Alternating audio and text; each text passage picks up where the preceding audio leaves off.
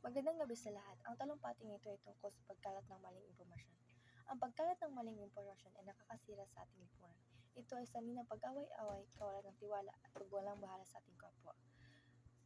Marami ng buhay na sira tungkol sa pagkalat ng maling impormasyon. Hindi sapat na magbahagi lamang tayo ng anumang narinig natin. Dapat ating suriin at siguraduhin tama ito at totoo bago natin ibahagi sa iba. Kailangan din tayong maging maingat sa mga pinagkukunan ng impormasyon. Huwag basta-bastang maniniwala at sa mga nababasa sa social media o napapanood sa mga balita. Dapat ating suriin